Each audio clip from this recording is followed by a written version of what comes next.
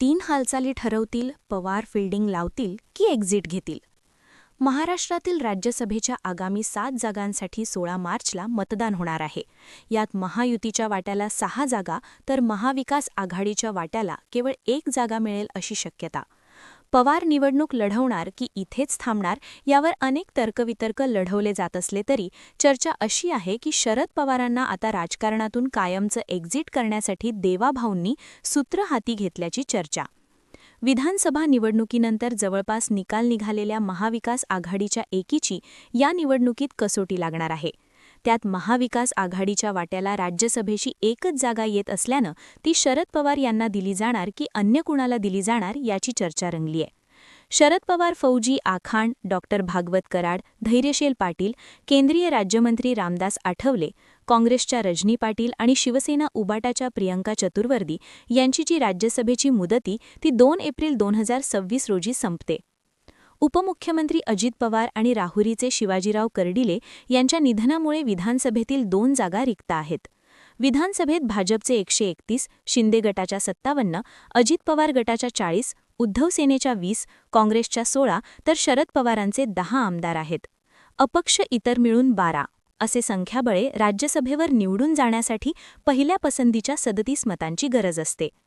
त्यामुळे भाजपचे 4 तर शिंदेसेना आणि अजित पवार गटाच्या प्रत्येकी 1 तसेच महाविकास आघाडीचा 1 उमेदवार निवडून जाऊ शकतो.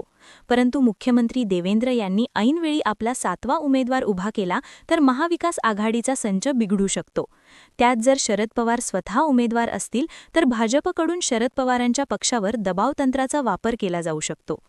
लोकसभेत भाजपचे टेकू सरकार नितीशकुमार आणि चंद्राबाबू यांच्या आधारावर सरकारचा कारभार सुरू असल्यानं लोकसभेसाठी भाजपला मित्रपक्षांची आवश्यकता आहे.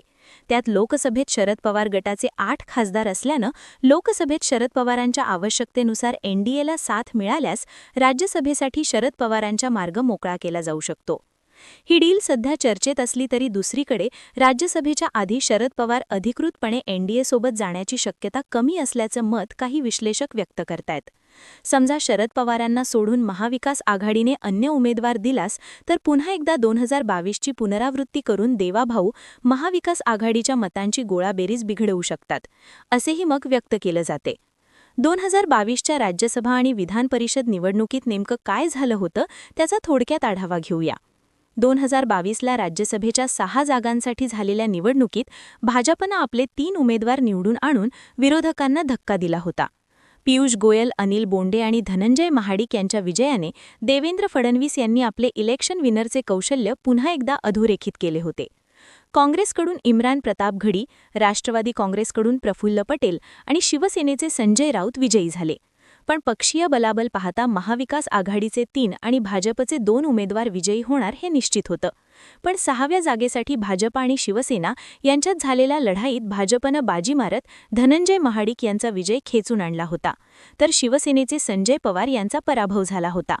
दरम्यान या निवडणुकीत दोन्ही बाजूच्या नेत्यांनी काही जणांच्या मतांवर आक्षेप घेतला होता.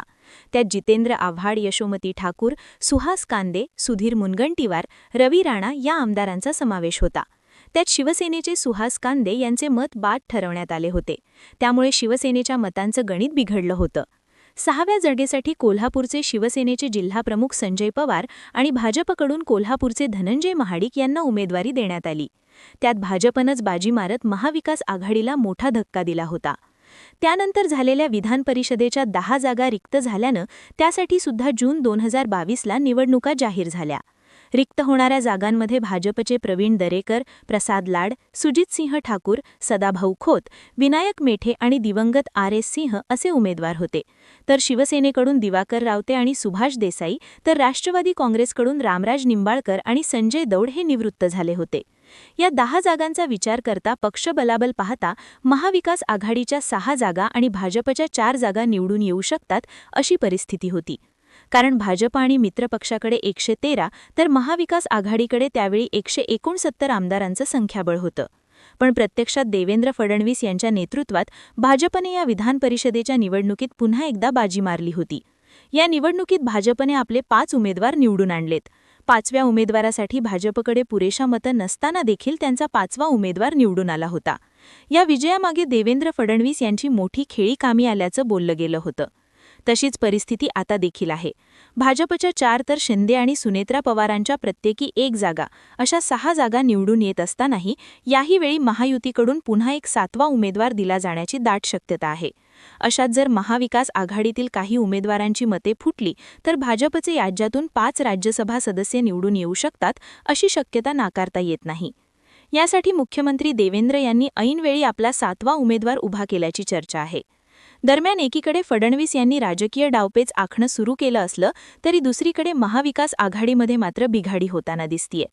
त्या सगळ्या घडामोडींकडे आता काय होते हे पाहणं आहे. शरद पवार टिकतात, एक्झिट घेतात की रामराम ठोकतात, या सगळ्या घडामोडी याच राज्यसभेच्या निवडणुकीनंतर समजून येऊ शकतात. तुम्ही या सगळ्या घडामोडींकडे कसं पाहता कमेंट सेक्शनमध्ये जरूर व्यक्त व्हा. अशाच माहितीपूर्ण व्हिडिओसाठी आपलं चॅनल आवर्जून सबस्क्राईब करा. जय महाराष्ट्र.